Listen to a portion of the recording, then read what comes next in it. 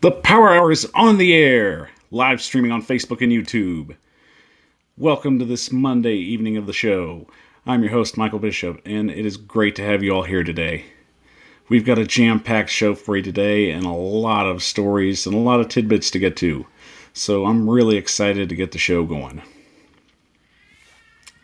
So first off, I want to start out with what we're going to be talking about today. On our first segment, we're going to talk about Caleb Farley and what may be a holdout right now for an injury that's been a bit of a concern, especially heading into training camp. Will he be prepared in time? We'll get to that. Second segment, we'll be talking about the 5 best NFL games I think will be of the year. We'll break those down individually and talk about what will be the best game at number 1.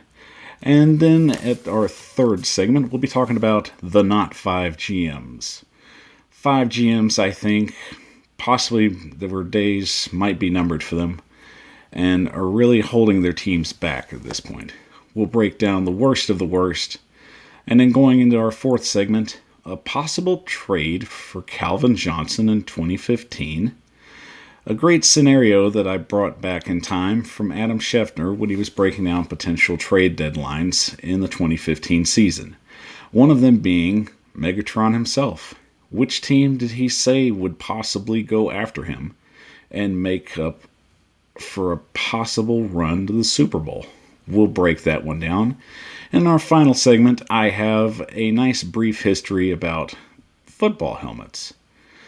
How they started, who was the father of them, and basically some fun little tidbits just about the creation of something so vital to the safety of a lot of players today.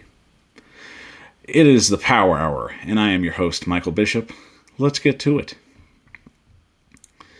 So going forward, it was noticeable that Caleb Farley's injury was going to be a lot of concern. Some people felt at some point in the draft, especially after finding out that he had re-injured himself in a weight training accident, that Caleb Farley might be held back just a little bit longer, especially in the healing process of a pretty bad back injury. Already going through 2 surgeries, you had some doctors say that it was only going to be a process of time to where he could truly heal, and then some could possibly say it's very easily possible that could also be re-injured. So you really had to look at it from a glass half full perspective. And you really knew going forward that this was something that the Titans were really putting a big risk on. You knew also the fact that the secondary had been retooled after an immense house cleaning of the entire defense and on some offense to basically try and improve the team going forward. Now, I've already said publicly it was really risky from the Titans to make this move, but I was willing to give the benefit of the doubt to see how this would work out. I knew a player of this caliber, if healthy, could be a huge difference maker. And it was very much so you kind of felt it was either going to be a hit or miss. And I knew the whole process was going to be important, especially going forward, trying to get him healthy and in camp on time. But as reported by Jim Wyatt from the team website, it is basically that it is uncertain that he will make it in to training camp on time due to said injury. Tennessee's monitoring the situation, and they're continuing to make sure that there's no rush and that his rehab is going on schedule and unhindered. And with this, you really have to know that it's going to be a walkthrough process. I know John Robinson knew every bit of risk when he made this draft pick. And it was certain that everybody in the media was going to either love it or they were going to hate it and ridicule it. But along the lines of everything that's happened since he's come on, I feel Farley's going to do what's necessary, especially for himself. No one knows their own body and how it works other than the player going through that situation. It's easy to realize that while we try and set time limits and time and dates even for returns for certain players, it's hard to really magnitude any kind of situation like this to a certain date or a certain number. Of course, we want to make sure that he comes back healthy and safe. We want to make sure that he's able to come back at 100% or even 90% at that point. But really, right now, as long as he's in his playbook and he's doing film study and he's doing his rehab as scheduled, I think everything will be all right. The biggest concern is re-injury. And at this point, it's vital to any kind of success that he'll have down the road that he continues to do what's necessary in order to get back on the field. And the answer right now is to basically not rush the process. It's easy to want to move things forward and see what you have. I don't have any doubt of what kind of player he is. I've seen what he can do on film. Analysts have broken down what he's done on film. And while it's been a little spacey in between how often he's played in the last year and a half, the key thing here is time is always the factor here. The key component is that Tennessee has to have him ready for the season. Hopefully on opening day. But the best news right now that even came out of Jim White's report also reported is that more than likely he'll be on the field at the end of summer or sometime in the end of summer, which that's encouraging. At this point, I still feel they're going to get him in drills. They'll try and walk him through. I don't think they want to get him at full speed just yet. That's a comfortability thing.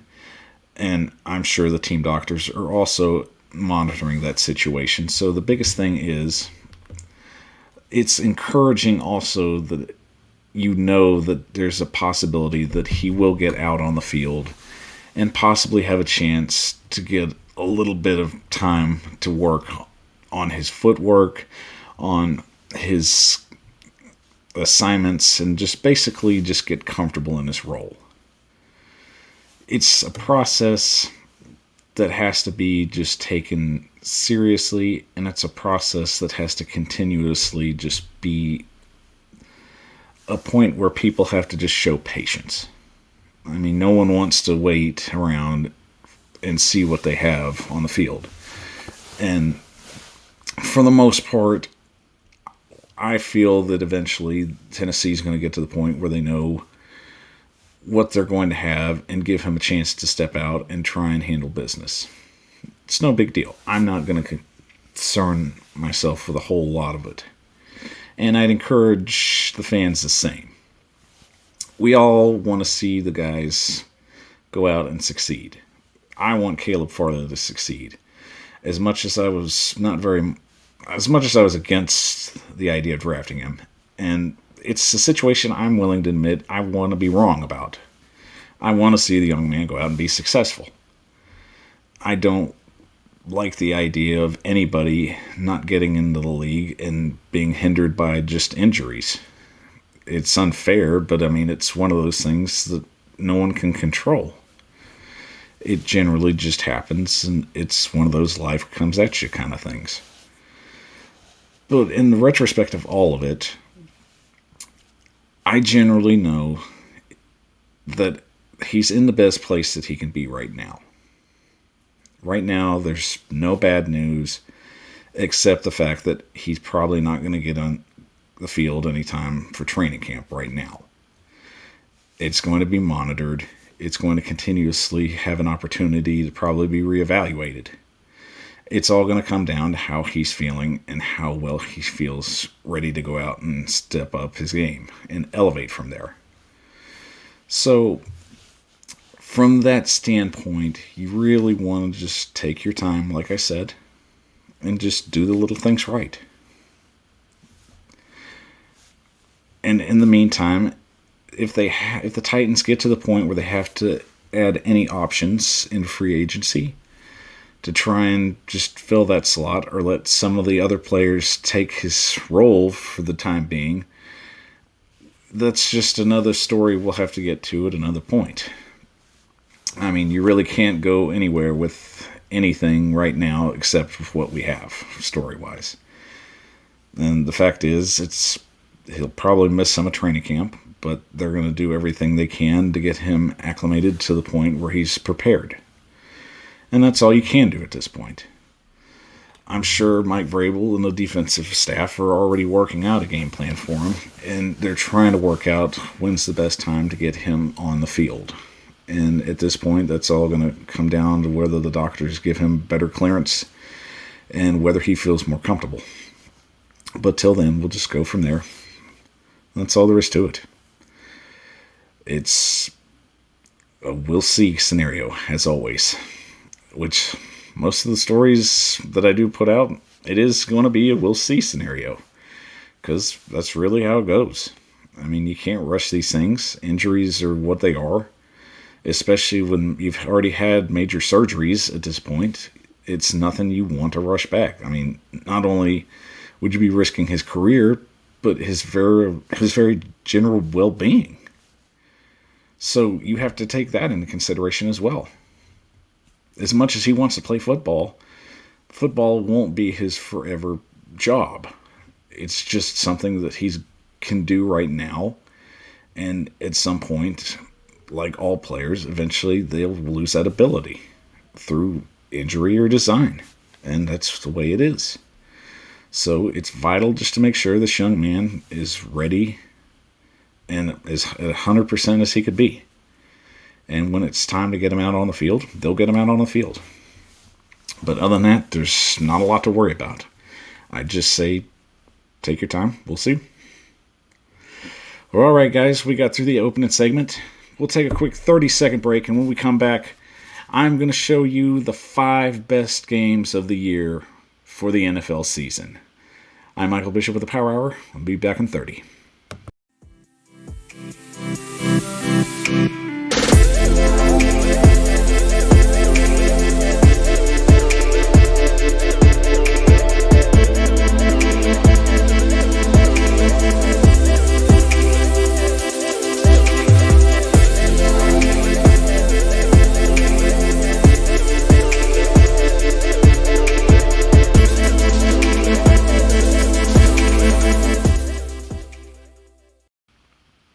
The Power Hour is on the air, live streaming to you on YouTube and Facebook. I'm your host, Michael Bishop, and thank you for joining me on this Monday evening. I tell you, folks, it's pretty cool to get everything all put together and have a good show to get going out of the gates for you. I'm getting a little better at it, but we'll just keep going, and eventually I'll just be knocking these out of the park for you. Hope you're all live streaming with us on YouTube and Facebook. Once again, great to have you here. I'm your host, Michael Bishop. And jumping into segment 2, we'll be talking about the 5 best games of this NFL season. Of course, when the schedule drops, usually between April and May, it's always almost like an eccentric holiday, so to say. An unofficial holiday, even. As fans of our teams, we always get excited about what is the potential matchup, where our teams will play, and even what primetime games we'll get a chance to see. Will our teams have a Monday night game or a Sunday night game, Thursday night? Will they be playing overseas? It's hard to say. So when the schedule usually comes out, everybody just kind of wants to pick the games that are going to have a lot of hype. And usually it's between just a lot of storyline, just great rivalry, up-and-coming young players. And that's basically just what I did when I picked out these games. I really felt that these were going to be the games that were going to garner a lot of attention. And I'll be honest with you, a lot of these games are in primetime. Because I feel eventually, you're going to look at the obvious and just say, hey, if you're going to have good games, they need to be on Sunday night. So, that being said, I definitely just had a lot of games that I just kind of thumbed through, and these 5 just stood out the most to me, just for a variety of reasons. And I'll break down each one as we go along. So here we go with the 5 best games of the NFL season. And I'll start out with number 5, which will be the Chiefs at the Ravens. And it'll be September 19th at 8:20 on NBC. And it's already becoming somewhat of a little filler for 2 potential great quarterbacks right now. You've got Patrick Mahomes and you've got Lamar Jackson, and both of them have been playing extremely well. And the games have been exciting, and they've yet to lack any kind of excitement for that matter. So it only makes sense that you would have these teams to continue this unofficial rivalry, so to speak. Eventually, right now, you kind of see Lamar Jackson kind of having the upper hand in this rivalry at the moment. But usually, down the line, things kind of shift, and it's going to be a kind of back and forth. I definitely see the Chiefs and the Ravens are going to play each other quite a few times down the road, as long as those two are with their organizations respectively. And the games have built up hype, and they've lived up to the hype for the most part. So you really kind of get excited when you do see these on paper. And the good thing is, I think with it being in September, that garners a lot of excitement. But you can't help to think, especially with the game being in Baltimore, I wouldn't have minded seeing it in a December setting. I would have liked to see how both teams would have reacted if it was a cold game, or possibly even if there was rain. I mean, in December in Maryland, I'm pretty sure the weather's going to be a little colder. And I think that would have made for a little better drama. But I guess in the sense of just, you want to see a good rivalry and just possibly see a little air show from both quarterbacks. So I can understand the September setting. But you kind of wonder what if. But I still think a good game in between both of them. And honestly, at this point, I would generally favor the Chiefs on the road on this one. I think Patrick Mahomes definitely has a chip on his shoulder going into this game. He's kind of felt like a little slighted under Lamar Jackson, and it seems Jackson's played really some of his best football when they played the Chiefs. So I definitely think that you got a really good matchup here. So moving on to number 4, another Chiefs game, and this one they'll be playing the Bills at home, and it'll be on October 10th, another 8 o'clock game on NBC. Once again, it's an AFC Championship rematch, and I love seeing rematches from the previous year. And this was basically just another one of those games, a woulda, shoulda, coulda scenario. Josh Allen, to me, I think is showing the goods that he is an elite quarterback and that he's going to put up some fights for the next possibly 10 to 12 years, especially being in the AFC East. So in this sense, you see, once again, another matchup between 2 offensive juggernauts, 2 pretty good defenses, and 2 great-minded coaches, 1 offense, 1 defense. I like this. I really like the dynamic here. I really like the fact that, once again, this one's set in September. Well, this one's set in October. Weather's not going to be too bad. And with it being in Kansas City, I think you've really got a good chance at having a good air show kind of game where the quarterbacks are going to go at each other's throats. Or even in the sense, I think maybe early in the game, you probably have a defensive setting to where it's going to be kind of a chess match. You're going to really just see who blinks first.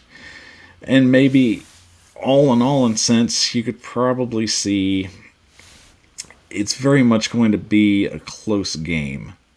Maybe even go into overtime. I just feel that these 2 teams are so evenly matched on all fronts that it's going to be a scenario of who blinks first.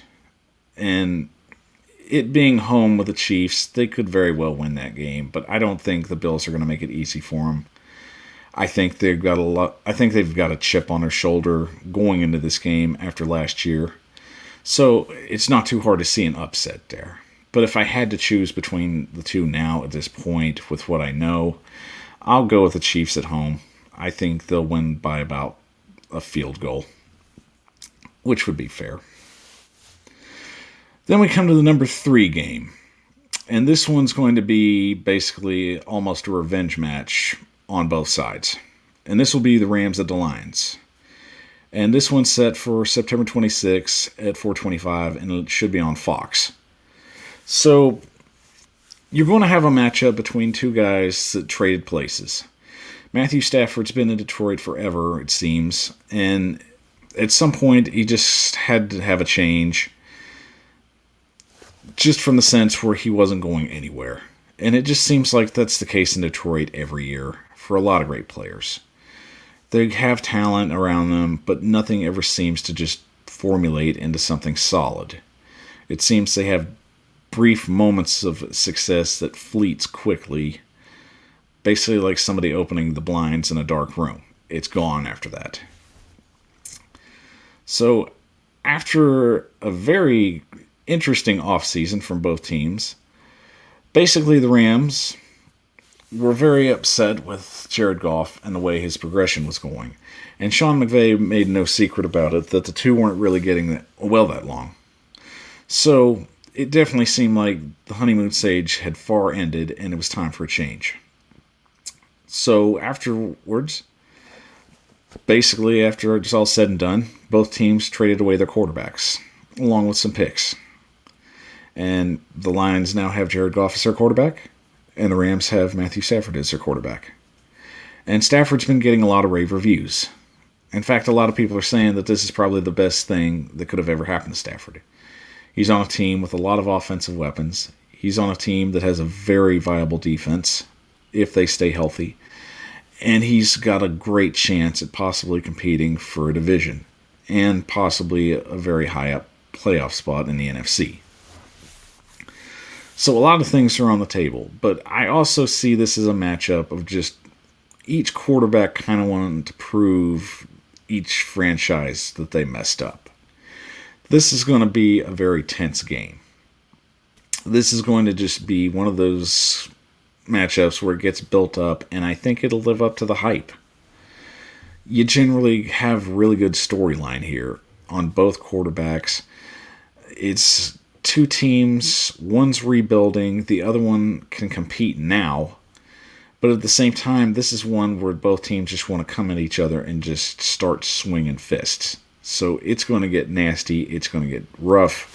It's going to be the kind of game you're really just like, wow, this is just a slobber knocker of a matchup. So I'm pretty excited about this one. I think it'll more than match up to the hype that it'll be given. The storylines are great. I would definitely have to say this is one you want to put on the schedule. And honestly, with the Rams being the away team, I'd still give the win to the Rams. The Lions are rebuilding. It's, as of this moment, like I said, if I had to pick the games at this moment with what's on the roster now, it's definitely going to be the Rams. So that's a no-brainer for me. It'll be a good matchup. But I'd still say the Rams are going to win by at least a touchdown or 10 points. Number 2, we're going to have our season opener on September 9th at 8:20. And it'll be the Cowboys and the Buccaneers. And once again, in the tradition of hosting the home game, the Super Bowl champion as they do, I think the Cowboys were the best pick right now for this matchup. I think you had to bring Dak Prescott back into the limelight. That's going to be one of the big storylines there. Tom Brady coming in for his 20 millionth season. So you really just, it's going to be a good matchup. I think they match up evenly. But at the same time, I still feel it's one of those situations. Storyline's going to be the big key here. Dallas is coming into the season with a lot on the line. They know in some instances teams are going to favor them to be the favorite to win the division. And the Buccaneers brought everybody back, so they're not worried about anything. You know, if anybody had a great offseason, it was Tampa Bay. They had nothing to worry about. Everybody re-signed, with the exception of Godwin right now, but I think that'll eventually get solved before the season starts. So, no worries there. But Dak Prescott's going to be one of the big B stories, but it's going to be a very big B story, especially coming back from an injury. the Cowboys now more than ever need him to like step up and lead this team. And it's really going to be the year where all eyes are on him, especially after getting that large extension and unfortunately just having that downer of a situation happen last year.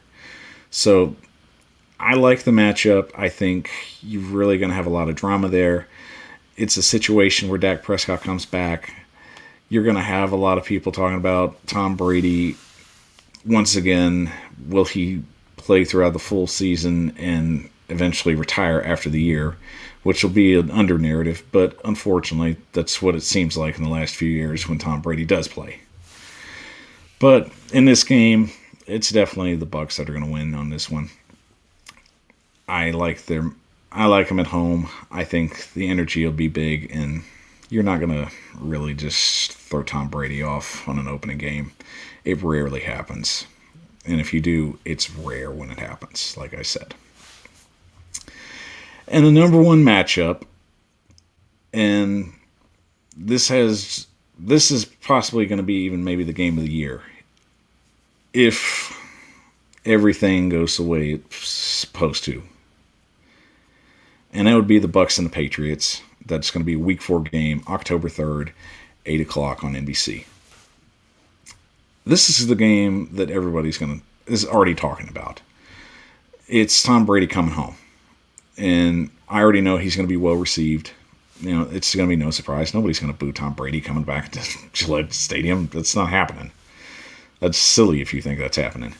Brady's coming home, and really the chip on his shoulder is possibly just between him and Belichick. Brady wants to basically beat every team in the league and be one of the other quarterbacks that has had the opportunity to do it. So right then and there, that's the motivation. Tom Brady's going for defeating every team in the league.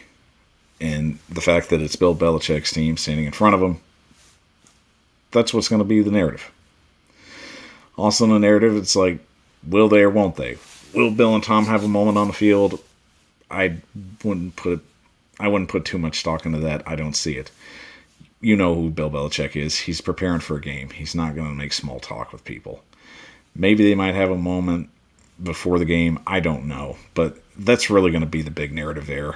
It's Tom Brady versus Bill Belichick. That's the full narrative for that game. And it's going to be a pretty good game. I think the energy is going to be good. It's going to just basically boil down to who's going to blink first. And in those scenarios, even matching up against Bill Belichick, I still think this one would possibly go in overtime. But I'll go this. I will say the Patriots get an upset at home. Just because I think maybe Tom Brady gets a little eccentric and kind of coasts a little, because sometimes he can.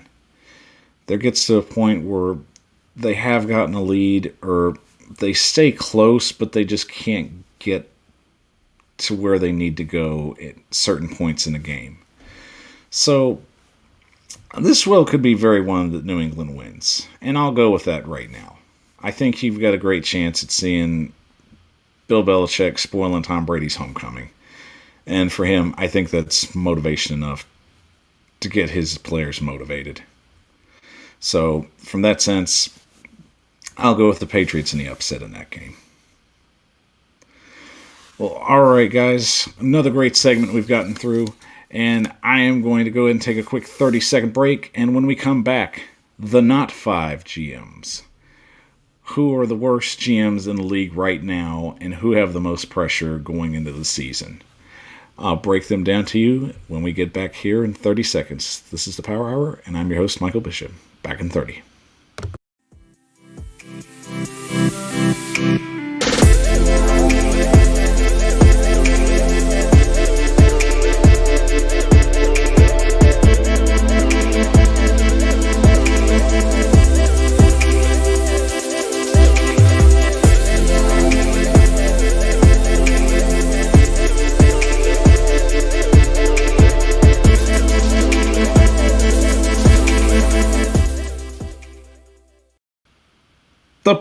Hour is on the air, live streaming to you on YouTube and Facebook. I'm your host, Michael Bishop, and I'm glad that you've joined me on this Monday evening. Gotta say, it's been a really good show so far. We've gotten into a lot of topics, broken down a lot of things, and I'm really just excited to just have everybody here on this fine Monday evening. Don't forget that the show will be on a week-to-week format. So every Monday at 7, the Power Hour will be on the air. So don't forget to set a reminder for yourself and always make sure you don't miss the show. And in case you do miss a show, check out our YouTube page, check out our Facebook page at Power Hour 615, and also our Twitter page at Power Hour 615. Just in case you miss any shows, you can catch up with those. And always make sure to like and subscribe our page. If you like the show, help it grow. That's the game. And you are watching the Power Hour on YouTube and Facebook, and I am your host, Michael Bishop. So let's get into it. Up next, we've got our not 5 GMs. And these are the GMs right now that I feel have so much pressure on them going into this season. You felt like, especially with a lot of GMs where you have so much success and consistency where they just build teams the proper way, and even a little luck comes on their side, that those GMs know what they're doing and they don't have to question a lot of things. But then you've got guys in the league that just seem lost at times. That throughout all the bad decisions, some of them still even have maintained their position, and it's questionable how they have done that. You really find ways to try and analyze what GMs do in the long run. And the long run is to win football games. And some of them do that, and some of them win enough, and then there's some of them, they have no idea what they're doing. And this list is basically a list of GMs that I feel are slipping away and losing power and even losing a little bit of their credibility. It's hard to maintain success when you haven't had it built properly. And that's the problem that I think with some of these GMs that I have on this list. It's interesting to understand that when they're hired, they have to set up a culture in order to be successful. And they have to find the right personnel. They have to find the right coach. They have to make the right hires and approve the ones that the coach wants. Training staff's vital. Nutritional coaches. Everything on the way to the bottom, the GM has to be involved with and know the inner and outer workings of. Not only that, but they also have to keep in touch with the owner and make sure that these are getting taken care of and executed to their proper channels of authority. And getting into this now, I'm going to break down these 5 GMs one by one. And the first one up is Dave Gettleman from the New York Giants. And he's got a big target on his back right now. After losing Saquon Barkley for the year, it really hurt their process of moving forward. Now, you can't blame him for injuries. But the fact is that the Giants' last few drafts have been very questionable at best. Daniel Jones' success in order to move forward lies within this season. This has to be his breakout year. And there's always usually players tied to GM's success. And in this instant, Daniel Jones is one of them. It's vital that he has the opportunity to get out there and try and make plays. And Gettleman went out in free agency and really surrounded him with some weapons. So I'll give credit for that. But the thing is it going to translate into good culture? And is it going to translate into wins? That's what I really want to know going forward. And that's the vital key here. You can sign as many free agents as you want. You can sign high-profile free agents. But if they're not going to work in your locker room culture, that's what's going to hurt. And it just seems like the Giants have lacked a locker room culture for quite a long time. I mean, it's really felt very just kind of a me, myself, and I kind of mentality for the Giants ever since Tom Coughlin left. And it's hard to say, but it really just comes off that way. So Gettleman's got a lot on his plate. And he really knows going forward that the picks that he's made have been very on and off and very just inconsistent at best. So really Daniel Jones is going to be what makes or breaks him this year. And if Daniel Jones doesn't get off to a fast start, I don't see him making it through this year, and it's really going to boil down to that. So after that, we'll just see how it goes.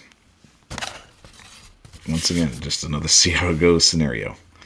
All right, so next up we've got Howie Roseman of Philadelphia. And Philly's just really in a mess right now. After the Doug Peterson debacle, after Carson Wentz leaving, and right now they don't even know what they have in Jalen Hurts. There's a lot of questions with this team as well. And they're very much almost in the same boat as the Giants are. The only difference is they have a new head coach. And they're still trying to figure out if Jalen Hurts can be the guy. So, Roseman to me does have pressure on him because Philly's always in win-now mode. And they're as patient as you can be patient from an owner standpoint. But the fact that they've won a Super Bowl in the last 4 years, we'll just go from that standpoint, that they know that they still have core pieces there that could possibly be difference makers. And that's a lot of pressure to put on a GM, especially that they went out and they made an early trade in the draft. And they'll have to wait to see how that pans out. So if you're Philly, you're really trying to just be patient. But Philly's not known for being patient, especially in the situation that's going on right now. The culture in the locker room is just a mess. And from the standpoint where they know they're going to have to try and get out there and handle business and try and move some things around to make this scenario work, they're really banking on Roseman to try and make sure that they've got the right guy at coach and they've got the right guy at quarterback. But at this point right now, it's kind of inconclusive. And he's really on thin ice, especially with the whole Doug Peterson debacle. So we'll see how it goes once again. But in this scenario, if Philadelphia can't find a way to win at least 5 games, they're probably going to be in the market for a new GM. Next, we have Eric DeCosta from the Baltimore Ravens. And I know what you're going to say. You're like, why are you going after the Ravens? They've been very successful. Well, hear me out. Eric DeCosta was not in charge when the last really good draft that Baltimore had was in play. Yeah, that wasn't his draft. Lamar Jackson wasn't the player he drafted. Eric DeCosta's best player that he had drafted at this point, I'm forgetting his name, and I'm sorry about that. That's what I get for losing my notes like this. But the player that he drafted was the running back that they have right now. And I'm sorry if I forget the kid's name. That's my bad. I'll own that. So that's the best player that he's drafted since he's taken over. But in the same sense, Marquise Brown was one of his players, and he really broke out in the playoffs. But they're still trying to figure out what they have with him as well. So, in a sense, you also have to look at them trading away their tackle. Well, especially to a rival. They basically traded away their starting tackle to the Kansas City Chiefs. I mean, yes, you got a first round pick out of it, but still, you're trying to avoid things to help your rivals get better, especially that play in your same conference. I don't get that. So, to me, that was just really puzzling. Yes, you got picks out of it, but at the same time, I'm not trying to help the Kansas City Chiefs.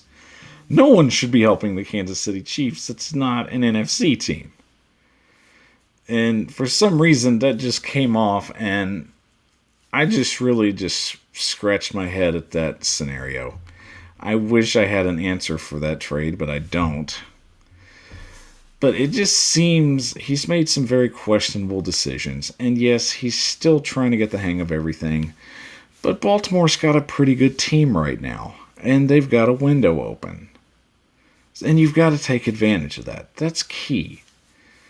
So, for a team that has consistently just had draft success, just look a little on average at most in the last couple of drafts, it's a little disheartening if you have to be a Ravens fan.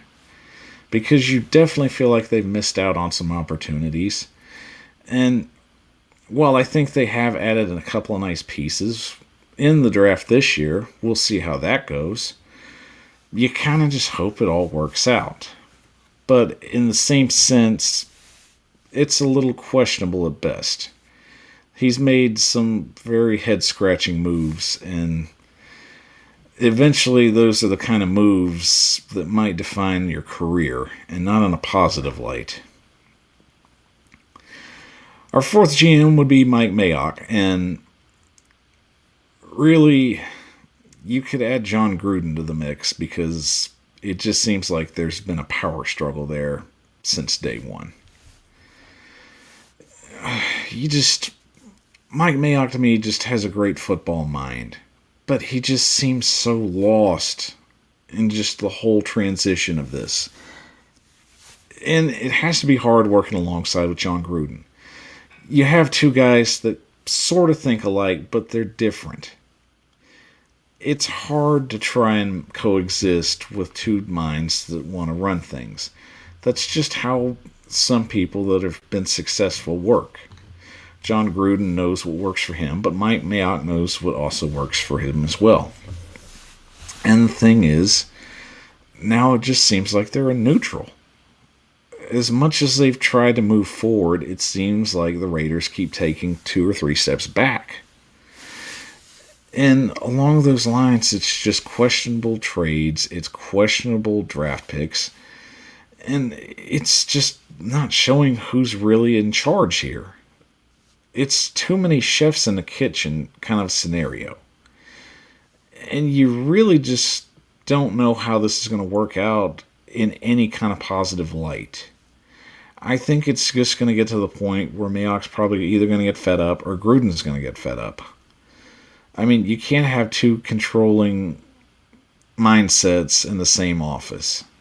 Somebody's got to be running the show. And unfortunately, it's just been at the point where it's peaceful on the water, but I believe there's turmoil underneath. It's a duck on the water scenario. Everything's cool on the surface, but underneath, those legs are kicking, a mile a second. And it just feels like there's going to be a lot of trouble going forward, especially in the long-term things. And then our fifth and final not 5 GM, and this shouldn't be a surprise, it's Ryan Pace of the Chicago Bears. And Ryan Pace, Justin Fields is going to be the make or break decision that saves his job. When you miss out on Patrick Mahomes and Deshaun Watson in a draft where there was no sure thing a quarterback from a lot of analyst standpoints, and Mitch Trubisky seemed to be the selling point there, and you traded quite a few assets to get in that spot to get him, it was a make or break dealer. It was a make or break dealer. and it broke. It broke bad. Now, he has done some good things. The Khalil Mack deal was really good, and on that part, that solidified their defense. But the Bears have lacked an offense. Once again, they have not had that solid figure that can lead. And the problem is they're trying to reach too far. And I think that's Ryan Pace's problem. He's overreaching. And at some point, he overreached to the point where he missed out on 2 potential starters. One that's already been to 2 Super Bowls. You can't miss on things like that. And in Pace's case, Justin Fields has to work. This is a make or break year. This has to work. Let's be real. Andy Dalton's not going to be the guy that saves your job. It's not. You drafted Justin Fields because you want Justin Fields to be that guy, to be the face of your franchise. So if you're Ryan Pace, this is it. This is the year you have to make this work. Because everything rides on it. You're not guaranteed next year. I promise you. You have got to make this work. And you've already made a lot of questionable choices. And especially after the Russell Wilson debacle. That was bad. You missed out on that so badly. And that's not going to go away either. I mean, that's part of the job. But at the same time, you have to, make those kind of deals when they come up. And could he have gotten Russell Wilson? I don't know. But the thing is, it was discussed. And there were some offers. Would it have worked out? It's hard to say. But I guarantee you, if the deal was good enough, Seattle would have took it. I have no doubt about it. So Ryan Pace, you've tied your star to Justin Fields, and I hope it goes somewhere. Otherwise, this might be your last year in Chicago. Well, all right, guys, that's the end of that segment.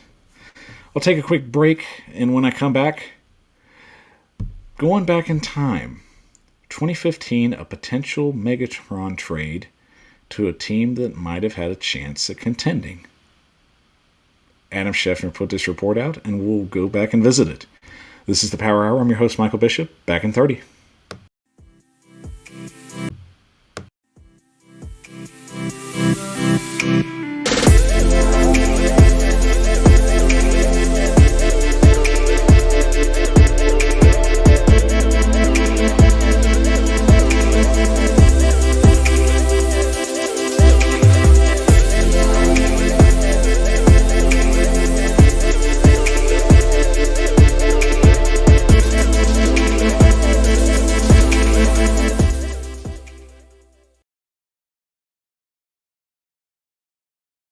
On the air, live streaming to you on YouTube and Facebook. I'm your host, Michael Bishop, and thank you once again for joining me this Monday evening. We've had a great show so far. We've broken down a lot of subjects. It's always great to get these out there and just get everybody's perspective on them.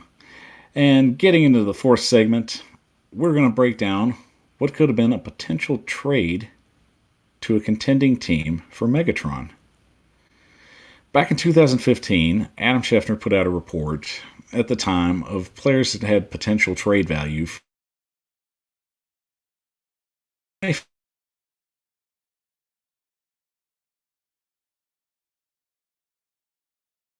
Teams in the league at that point was the Detroit Lions. I think at that point, from November 2nd, 2015, the Lions were 1-7. And they weren't going anywhere. So it was obvious, this team has to start building for the. So what would you do? Teams where you can get potential picks for the future. And one of the teams you were looking at that point in 2015 was the Carolina Panthers.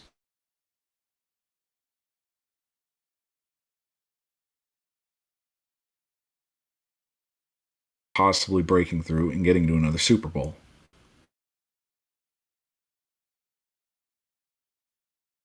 Megatron looks very good. So at this point, you're feeling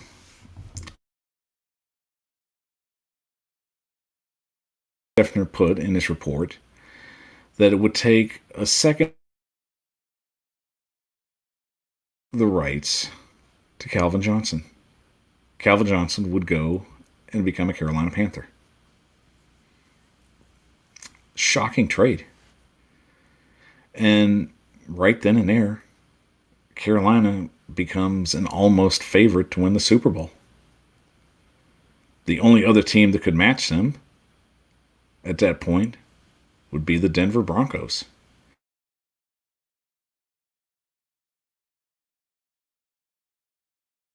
On the other side, we're also looking very well.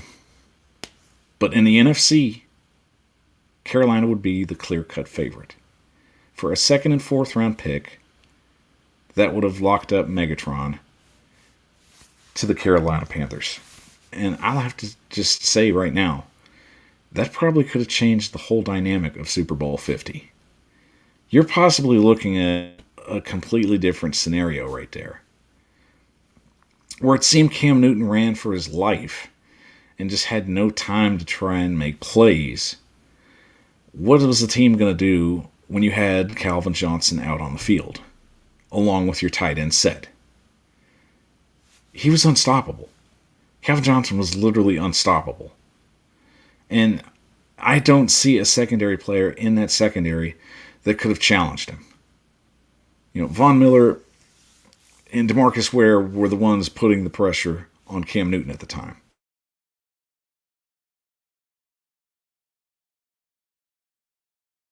I think even the Carolina Panthers possibly win.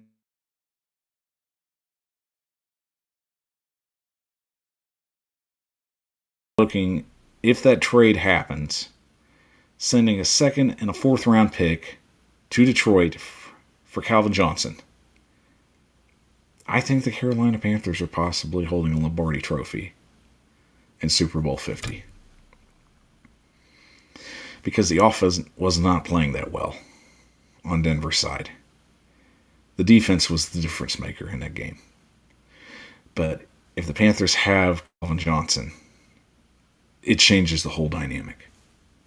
There's no way that secondary for Denver was going to stop Calvin Johnson. Unless they put DeMarcus Ware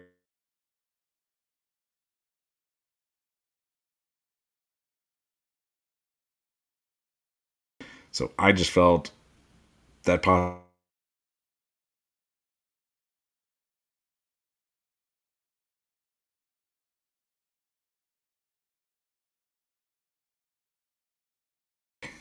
in the extra rounds. Now, here's who you potentially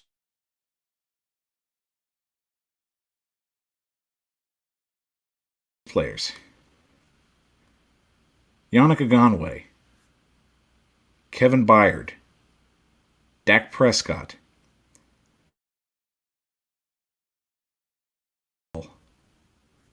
Pharaoh Cooper were just a few of those names. You could have potentially ended up with any of those players with those extra drafts.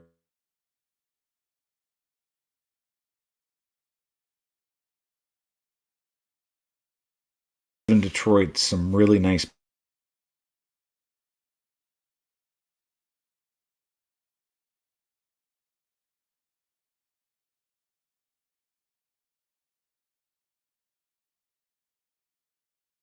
trying to build from the ground up, starting with another quarterback. You could have had Tyreek Hill. On the defensive side, Kevin Byard, Yannick Ngakoue, Matt Judon.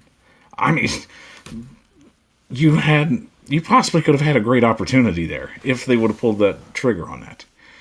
Detroit, in all their stubbornness, once again did not want to trade their key piece in their franchise player.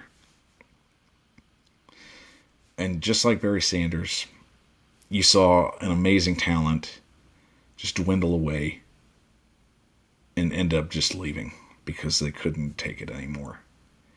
They wanted to go. But the team, in all their stubbornness, just said no. And basically it boiled down to, like, well, I'm done. And the NFL gets robbed of another great talent too early before we can even see him reach his full potential. Tease from Adam Schefter. And it really makes you think, especially if you're a Carolina Panther fan. That would have changed the whole dynamic and the whole perspective of that Super Bowl. And if you're Detroit, you would have gotten some nice pieces if this went to fruition. I think it would have been out of the realm of possibility. It was very much a possible, realistic trade. But it's one of those scenarios you miss 100% of the shots you don't take.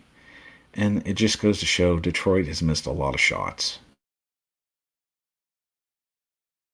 Cellar, and they're progressing to nowhere. So that is what it is. Well, alright guys, that was a great segment there. We'll take another quick 30, and when we come back, a brief history on NFL helmets. Back in 30. I'm Michael Bishop with the Power Hour.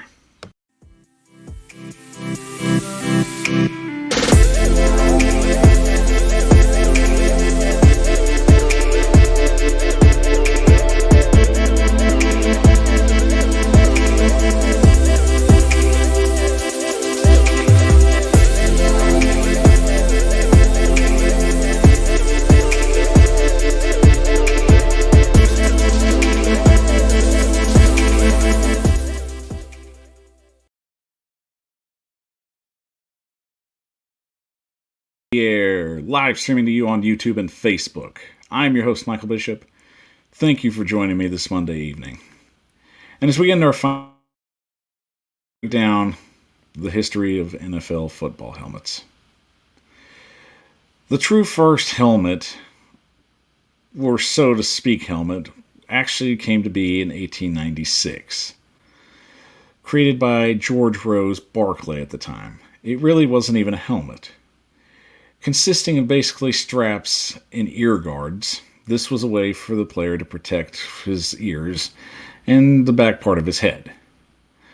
This was intentionally just caught on by some other players as it became a little more popular, especially with a major head injury where a player being kicked in the head in an 1899 game almost resulted in a death. Therefore, players started opting in with using of the leather helmet. Fun fact, the creator of the leather football helmet was none other than James Naismith. And some of you may know him as the father of basketball. Yes, that James Naismith was very much involved in helping create what would protect the player's head and ears. It is a sturdy piece of leather around the player's head, protecting him and giving him comfort and support. As this continued to grow, especially in the later years, where it became commonplace, in the production of everything, the company Rydell from Chicago, Illinois was created. And from that, Rydell started creating the very first plastic helmets. Now, plastic helmets were starting to be seen around the league, but the leather helmet was still used. And it wasn't implemented until about the 1950s, where at one point plastic helmets were completely banned from the league in 1948, until players were absorbed to basically just continue their support with the plastic helmet being more safe and implementing better rules. By 1950, the plastic helmet was commonplace. But it was in 1943 that helmets were mandatory by the NFL. You couldn't play on the field anymore without a helmet. So in that aspect, every player on the field had to wear a helmet. In 1948, the first logo was created on helmets by none other than the Los Angeles Rams. Painting horns on the helmet. And it was the birth of something new. It was the birth of the helmet logo. And throughout the history of the league, there have been different logos on different helmets. Some of the teams that have some of the logos on their helmets have continued them from the very day that they were conceived. And throughout history, the helmets have changed, especially in the wake of heavy concussion protocol and even CTE being a serious condition, as later players start developing it, especially after retiring. So throughout the league, eventually, helmet technology continues to grow. But there's always room for improvement, especially with the rise of CTE on the rise. Former player Greg Clark from the 49ers was to have said to have possibly had CTE before he passed away, just this very few days ago. So it just comes to mind where it says that football helmets can protect, but at the same time, are they protecting enough? And it's another debate for another time, but it's something that still needs to be discussed. The whole prediction is to basically protect the players moving forward in the game, but also that they don't have problems down the road. And it's something the NFL needs to continue to do a better job of. And while some helmets have definitely been improved and some concussion numbers have gone down in the last few years, it still needs to be a priority to continue these downward trending numbers. The helmet's come a long way in the last 100 years. And it's important that the NFL continues to be creative and find new ways to make it better. The wheel doesn't always have to be reinvented, but it can be improved. Throughout history, that's shown the teams have taken chances and tried different things. And for the most part, some have worked, some have hadn't. But going forward, with the history of the helmet in play, it's vital for the success of the league that the NFL continues to try and transcend and make these situations better. It is vital to the success of not only the younger players playing now, but the ones that may potentially play in the future. Thank you for joining me on the Power Hour tonight. I'm your host, Michael Bishop. Join me next week on Monday at 7, and we'll have another jam-packed show for you. So, Michael Bishop for the Power Hour. Have a great night and an even better tomorrow. Take care.